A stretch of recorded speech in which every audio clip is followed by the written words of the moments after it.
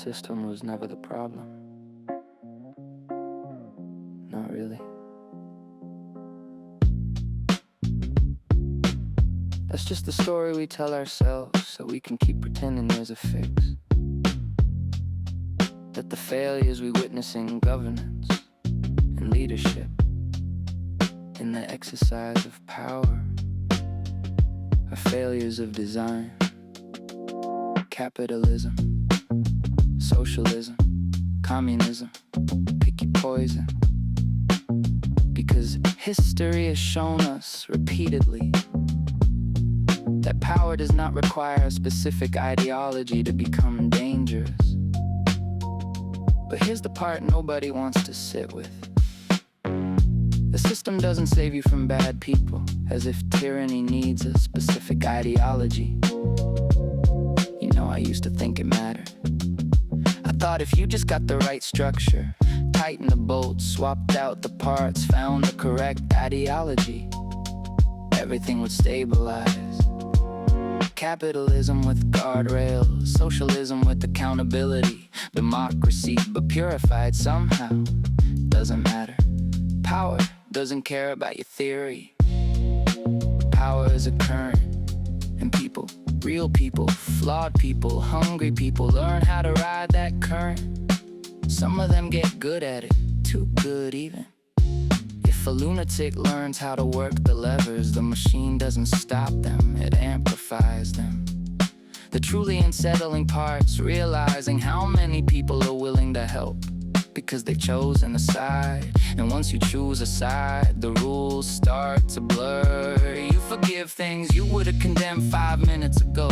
You rationalize, you explain, you reinterpret reality to keep the machine running. People don't actually want a perfect system. They want a system where the side wins.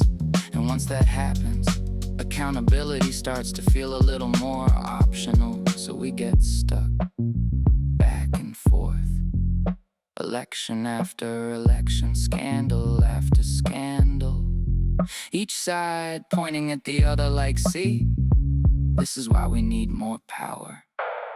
So the system just keeps expanding, not fixing itself, not correcting course, just growing. When nobody trusts the system to correct anything anymore, that's where it gets dangerous. Because then every election feels existential, every loss feels illegitimate, every win feels like survival. That's not politics, that's a cold war. It doesn't even matter what system we pick. We're not choosing a better future, we're just choosing which version of failure we're willing to live with. So if it's not the system, and if it's not the ideology,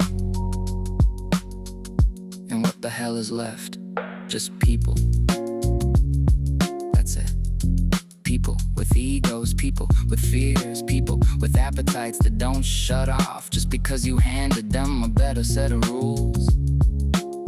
And now suddenly all these grand debates feel so thin, like arguing over the design of a cage while ignoring the fact that someone, somewhere is always trying to lock us in.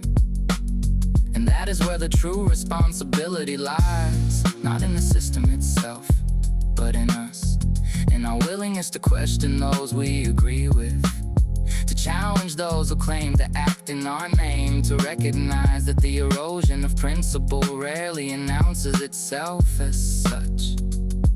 It arrives disguised as necessity, as urgency, as justification. So now you're left with this quiet, nauseating realization. We're not choosing between good and bad systems, we're choosing how much damage we're willing to tolerate before we admit we've lost control of the people.